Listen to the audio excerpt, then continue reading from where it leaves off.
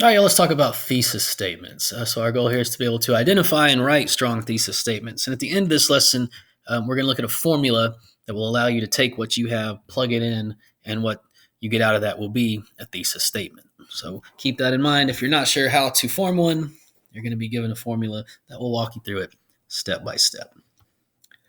But first, let's start with the definition, right? So when we say thesis, what do we mean? Well, a thesis is a statement or a theory, but in this case, we're focusing on a statement. It could also be considered your personal theory that is put forward as a premise to be maintained or proved. Right, so maintained, right, something is sort of understood to be a certain way, and you're going to maintain that. But we want to focus more on proving something. Remember, if we're talking about persuasive papers, argumentative papers, our goal is to put forth something and then prove why somebody should think the way we think. So a statement that needs to be proved is a thesis.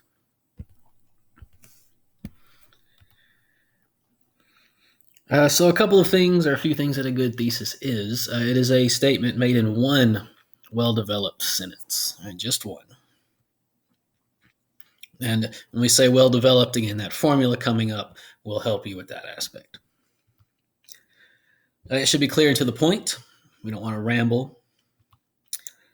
It should be based on information you find in your reading and you prove with your research. In fact, that's your whole job as a writer, especially in persuasive writing.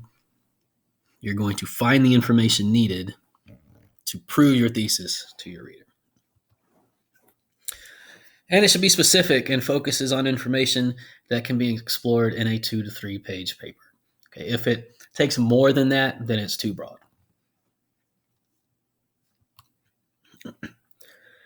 So some things that a good thesis is not, right? It is not a question. You don't ever want to write it as a question because it's a thesis statement. For instance, did you know that global warming is a real problem?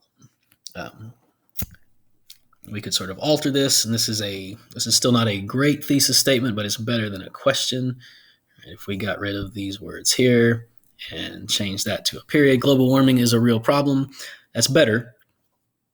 But as a question, we never want to do that.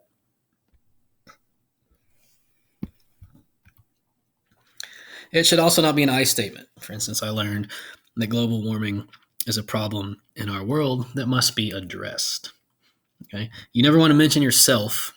No first-person pronouns, I, me. No second-person pronouns like you. And you don't want to mention the paper. A common mistake that I see in student writing is a thesis statement that says something like, in this paper, I will discuss, and then their thesis. Okay, you want to avoid that construction. One way to do that, if you write it that way, all you got to do is get rid of those words that make it the I statement. Global warming is a problem in our world that must be addressed. It's a decent thesis statement. All we had to do is trim out 3 words. Okay, so again, no I statements, no first-person pronouns. You don't want it to be vague and wandering. For instance, if we said global warming is a threat to everyone, right? What does that mean? It means it's a threat, but how is it a threat? Is everyone literally everyone on the planet? Right, we want to be more specific. We don't want to be overly obvious. For instance, global warming has been in the news a lot lately. If anyone reads the news, then they've probably seen whether global warming has been in the news or not, or if they listen to things or watch the news.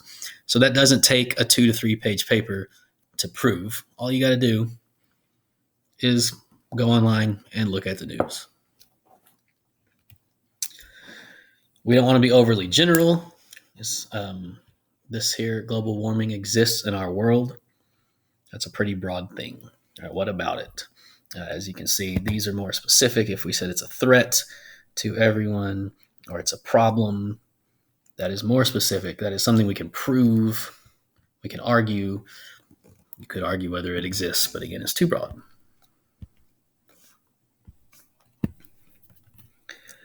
And finally, we don't want to be emotional with our thesis statement. Global warming must be stopped or we will all die. And if you think back to our Pillars of Persuasion lesson, we talked about ethos. That is your credibility, and part of that is the emotion that comes through as a writer. Okay, you want to seem calm and level-headed. So since a thesis statement is the last sentence of your introduction, you don't want to start your paper giving off any kind of emotion that might affect your ethos.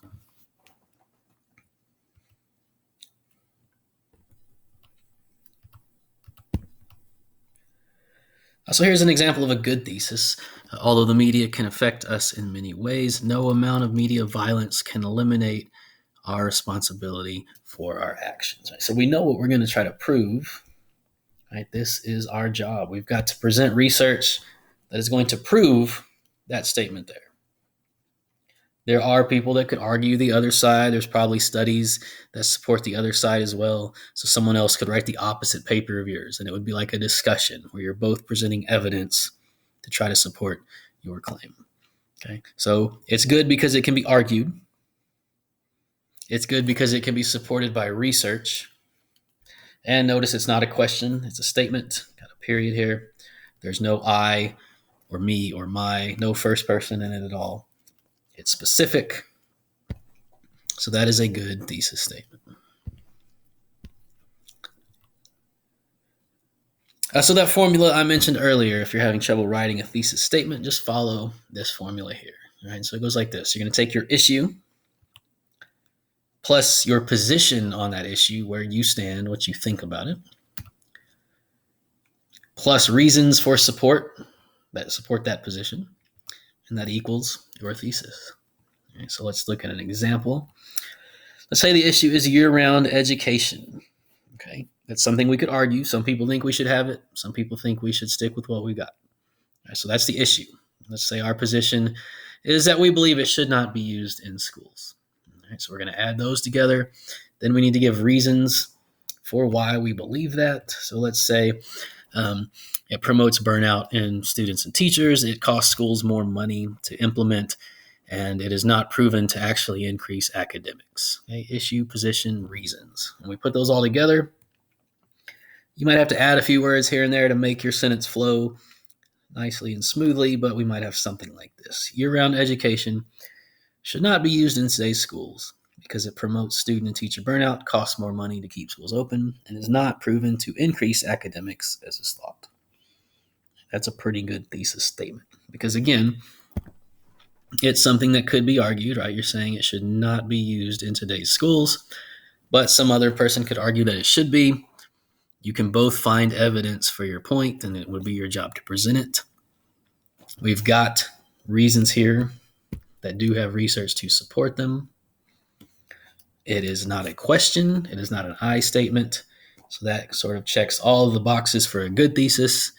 Again, it follows this formula. So if you're having trouble formulating a thesis, remember this, right? Issue plus your position on the issue plus your reasons for supporting it equals a thesis statement. And there you go. Now you're ready to write one. So think about the issue you've chosen for your paper, your position on it, why you feel that way. Plug it in here and come up with your own thesis statement.